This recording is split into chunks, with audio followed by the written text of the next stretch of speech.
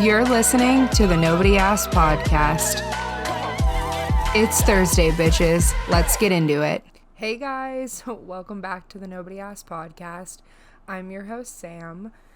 And if you're on the video version, I'm sure you already noticed, but we have a different setup, scenery kind of thing. I want you to know that I've been envisioning this space for the podcast episodes pretty much since starting the podcast, and I could not figure out a room configuration to make this work. And then also the disco balls were really high up, so they could never be in the video. And then I finally was like, why don't I just lower the disco balls? But I couldn't because there was a shelf here and the shelf looked ugly in the videos. So I did a little room rearrange, and now we could finally make this corner happen, and I'm so excited. So if you're not on the video version, I would at least go to the video version and check it out. Or honestly, even if you go to one of the social media accounts, I'm sure there's going to be clips from this episode. Especially because I got new lighting. And if you watched the video version last week or the week before, it literally looked like I shot the podcast on a French fry. And I don't know how the fuck that happened, but I guess I was having an issue with the lighting. If you follow me on TikTok, you already know that I lost my expensive light and I was pissed. And then I bought this cheap one on Amazon to replace it. And at first I thought it was good until I watched the podcast episode and was like, oh no, she does not give off enough light. So I gave up, caved, and bought two softbox box lights. I don't even know. I used to have these when I used to do makeup YouTube videos. If you've known me long enough to have subscribed to my makeup channel when that was a thing, you are a real one. But I used to have them then when I was doing photography and YouTube and stuff. And then I think they broke or something happened and I had to get rid of them. And now I have them again. And I will say I'm kind of getting a migraine, mildly blinded. And in the viewfinder I look really pale, so I hope that's not happening on the video. But the quality is perfect. I have the Sony ZV-E10. And it is a very high quality camera, but only if the lighting is really good. It does not do well at all in low lighting, which is how we ended up with the French fry videos the other day. So, yeah. Other than that, I have no other update.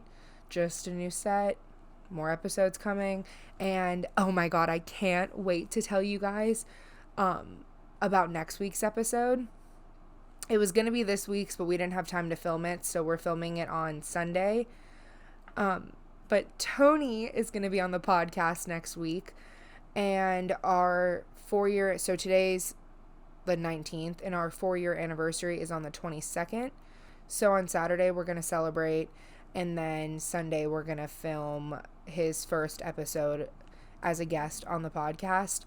And I'm really excited because we have really good banter and we just get along really well, obviously. But I don't know, I'm just really excited. And if you have anything you specifically want us to talk about, leave a comment on this video if you're on the YouTube version, and if you're on the audio version, if you just want to go over to any of the social media accounts, which is just the Nobody Asked Pod _ on Instagram and TikTok. And then we also have a Facebook, which is just the Nobody Asked Podcast. So if you're interested and you have something in mind that you want us to talk about, please let me know. I will grill him on whatever you want. Okay, let's start the episode. So today we're going to talk about the reality of job hunting, and then specifically navigating the job market and avoiding scams after graduation. Honestly, when I was prepping for this episode, a million things were going through my brain because I had such a hard time trying to find a job after graduation. And I know that's nothing new. That's plenty of people's experiences. But we talked about this last week. I kind of feel like everybody has like the not me mentality.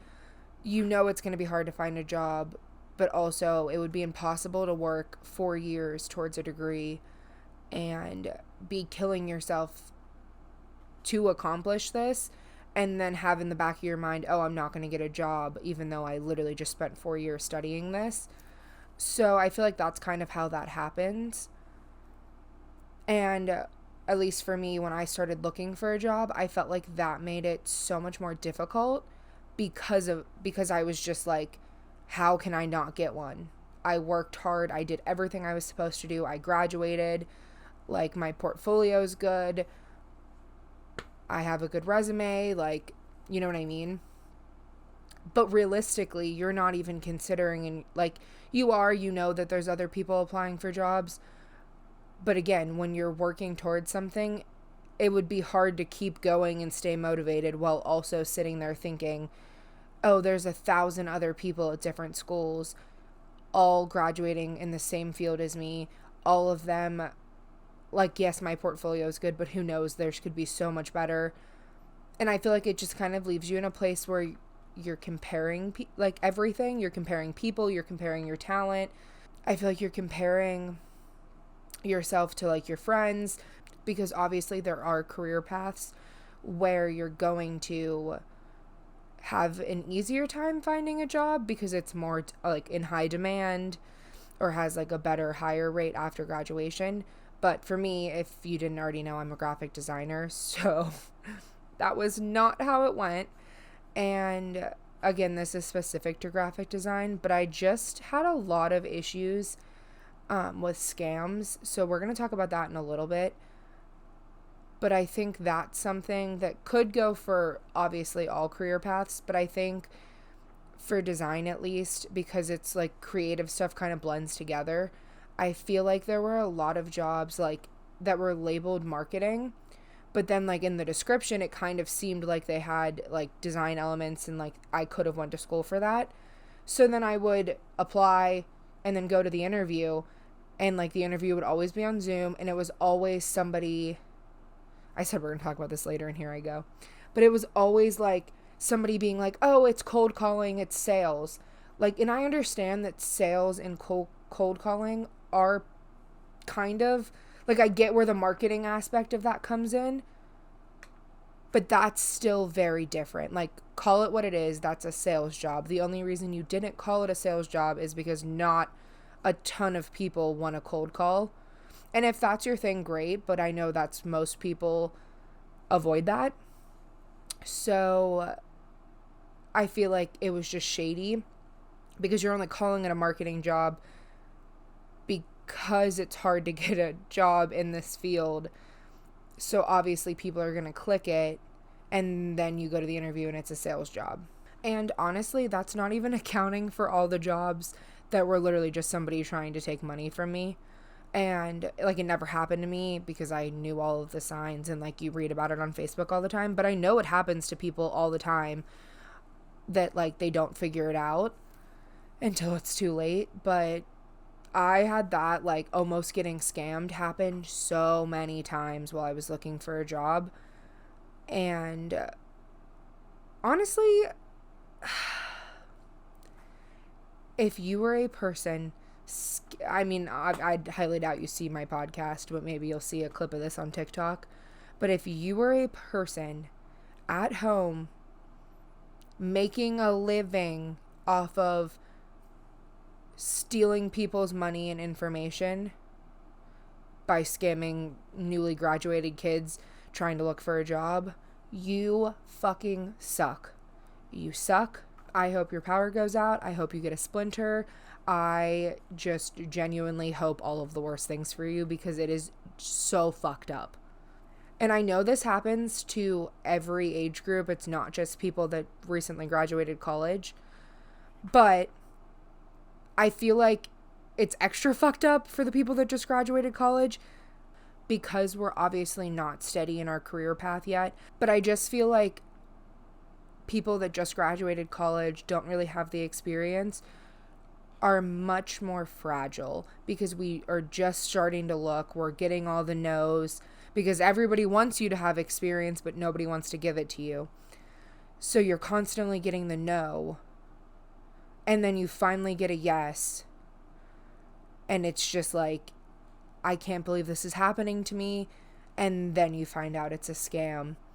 And then I feel like you end up in the place where you're just kind of like, okay, I should have known better. Like, I can't tell you the amount of times that a job ended up being like a scam. Like they said the mini office thing, or like didn't ever want to meet and just wanted to do like Skype chat, like all the red flags that they tell you about.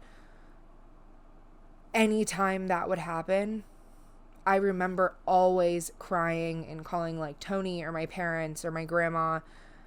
And I feel like it's impossible to not be upset because it finally feels like light at the end of the tunnel. But in reality, like, life already sucks. You're already going through it trying to find a job, and now it has to suck even more because assholes at home have nothing better to do than scam people instead of getting a job. And I just feel like I was constantly having that feeling of I should have known better. Like, why would they want me? Like, when it ended up being a scam, I always felt so stupid that I ever believed it was real and that I finally did get a yes. But then eventually I did get an actual yes that was a real job in, like, my first job was amazing. I love my first job. It was really hard for me to leave my first job because I loved it so much, even though I know, like, leaving was good for me and for my career. It was really hard because I loved working there. But for the months that I was looking for a job, getting scammed, or like the amount of times that I got to like the last round of interviews and like the interviewer would literally be like, I'm so sorry, like, you're great, but we have to go with the other candidate because they have more experience. And like, I literally had been told in multiple interviews that I was the only like recent graduate they were even considering, which on one hand is nice because it is like a compliment and it did kind of give me some reassurance in my like skill set. But at the same time, you're telling me that because you know you're not going to pick me and you just want me to know that it's because of the experience is like a big part of it. Not the only reason, but a big part of it, which is fine. But I kind of feel like that means you weren't going to pick me the whole time, so you just kind of wasted my time. And, like, my grandma and my mom would always be like, oh, but, like, it's practice. And I get that. But looking for a job or looking for another job when you have one is literally like a full-time job. So I don't have time for you. If you know you're only going to pick somebody with 4 years of experience, that's fine. But then just why have me come in if you know it's not going to be me? Like, if it's me and 5 other people that all have 4+ years of experience and you know you're not going to pick me because I don't have enough experience, great. Don't get my hopes up. Don't waste my time. Originally, I planned on talking about scams last, but I kind of got heated, so here we are. I would say the last thing about scams and like that kind of stuff, for me at least, I feel like realizing, like, obviously I knew that like the world's shitty and there's shitty people, but like if something shitty hasn't really happened to you, which is a lot of people's experiences, and I know some people it's the complete opposite, but if you were raised in like not a bubble, because I wouldn't say I was raised in a bubble, I don't know, I've never moved, my parents are together still, I've lived in this house since I was born, they've been married since I was like, been together since they were in high school, and they've been married since I was 1. So I've never had like that rude of an awakening, I feel like, to how shitty the world is, on top of already being down and kind of depressed from graduating, trying to do that whole transition, being discouraged from looking for a job, and like it just comes with so much low self-esteem, which sucks because you shouldn't have to feel that way. You have every right to still be learning, to still be figuring things out, to need to be taught, like you just graduated. So it's not crazy to not have experience or to like, still have room to grow. I feel like the process makes you feel crazy if you're not already like a senior designer, for example, in my field. I have to be a junior designer somewhere before I can be a senior designer. So it just doesn't make sense that I feel like after COVID, especially, I was finding jobs that were like entry level, like said entry level in the title, had a very low pay, but then were like 4+ years of experience or 3 years of experience. And like, to me, that's not entry level. But I just feel like it was because there were so many more people looking for a job after COVID that obviously they were able to be a little bit pickier and ask for more qualifications and whatever. But like, to me, don't call it entry level if you need 3 years of experience, and it just doesn't make sense. If I had 3 years of experience, I would never accept a job with as little pay as what those had. But again, it would have been perfect for somebody who just graduated and needs experience. Honestly, scams was kind of like the thing I wanted to talk about the most in this episode. But I did want to end the episode on a more like positive note and just kind of do some tips for interviewing, job hunting, whatever. And I feel like a lot of these probably go without saying, but also everybody was raised by different people. Everybody went to different schools. So realistically, what might be obvious to you might not be obvious to somebody else. So that's why I just wanted to kind of break down some tips and hopefully clue you in on some stuff if you didn't already know it, and maybe you won't have to learn the hard way like I did for some of these. Okay. We're going to do well, actually, I don't have these numbered, so never mind, I lied. Okay, I hate to say the first thing because it's the last thing I ever wanted to do anytime I applied for jobs, but I'm telling you, like, it definitely makes a difference. And I also feel like I've had so many employers, like, that are on the other side of interviewing tell me that, like, it does make a difference to them. So even though it's annoying, write the freaking cover letter. Especially if it's a job you really want and like one that like has some kind of passion, like connection to you, write the cover letter. It matters. Especially if it says like to write a cover letter but then leaves it optional. Do not write a cover letter. You're wasting your time. This is obviously job specific, but depending on your field, if you have some kind of like website or portfolio, link it on everything. Put it on LinkedIn, put it on your Facebook, put it on your art Instagram account, put it on your portfolio website, put it on the resume.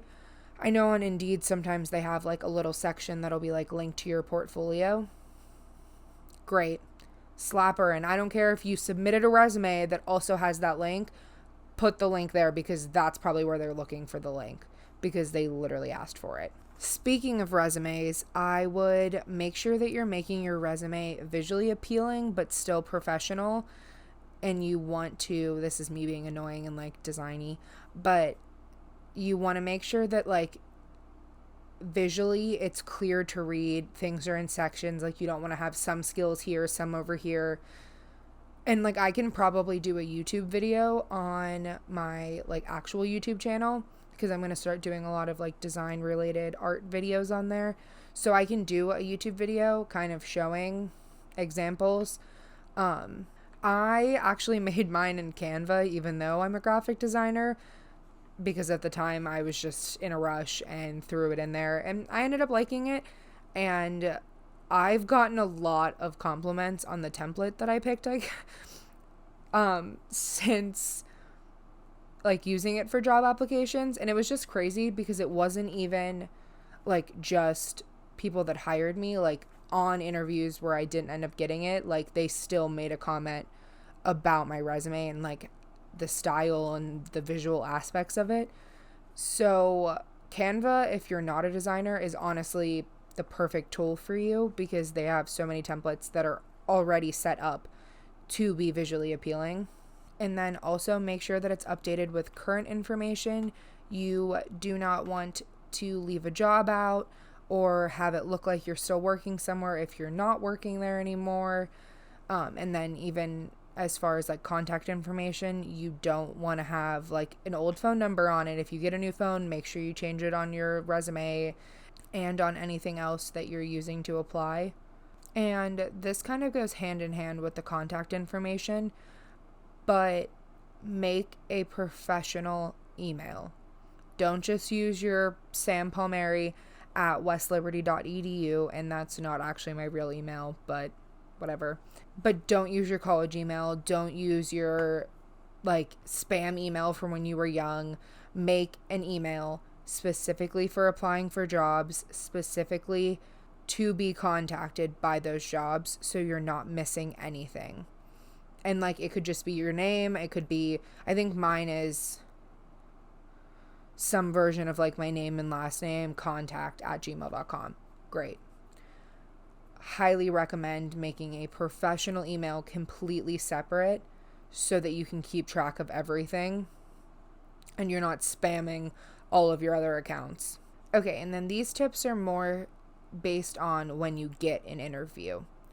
My number one thing, which a lot of you are going to say that should go without saying, but I promise you it does not always go without saying, look presentable, professional for your interview. Because you would be actually shocked by the amount of people that show up to an interview not in interview clothing, or like look like they haven't brushed their hair. And like, you don't have to be a person that wears makeup, you don't have to wear heels, but you also shouldn't be in ripped jeans, and you should brush your hair and it should be clean. And for the most part, I only know that not everybody knows about that from doing group interviews. And I feel like group interviews suck for the simple fact that it's awkward and it's intimidating. But then also, like, I feel like I'm intimidated by the other people that are like really well spoken, or like how they look, whatever. But then you also don't want to be like the asshole, I feel like, in a group interview that's like being like a smart, like a kiss ass.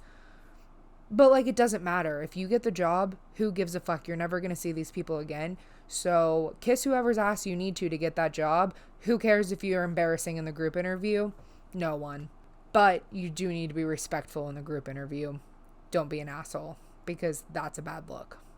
And last week we talked about networking a lot, but even more than just like networking with other professionals in your industry, in your city. Also, don't be afraid to reach out to professors or like recent graduates that were in school and maybe graduated like a year or two before you, and you kind of knew each other, but you know what I mean? Or you just went to the same college. Don't be afraid to reach out. You never know who's going to help you get a job, but you'll never know if you don't try. And even if they can't help you, they might be able to give you somebody else that can help you, or they just might be able to give you some tips and make you feel normal for all the shit show of things happening to you. And then when you're going to an interview, I cannot stress enough going prepared to the interview. Make sure you looked up the company, you did research on them, you know stuff about them, you know why you want to work there. And then also look up your position. Do research on what your like position you applied for would normally do. Highlight the things you're interested in doing, or at least have it ready if they ask. And then have ready a list of questions or concerns or things that you genuinely want to know that show that you're interested and that you did research and that you're serious about this position and this company. And then I think along with that, making like a list of potential questions they might ask and kind of having answers ready. I feel like a lot of interviews ask the same like 10 questions.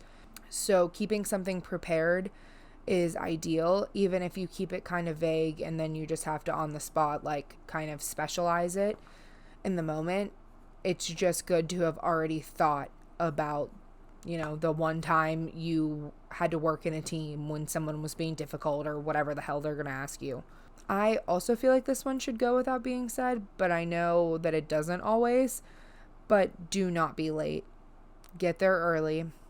10 minutes, 15 at most. I would not go any earlier than 15 personally. Maybe I'm wrong, but I think any earlier than that kind of makes them feel rushed. I try to do like 10 minutes early, and then that way it does give you a little bit of time in case you get lost or you go, to the wrong floor or whatever. You won't be late at least. But I would shoot to do the 10 minutes early.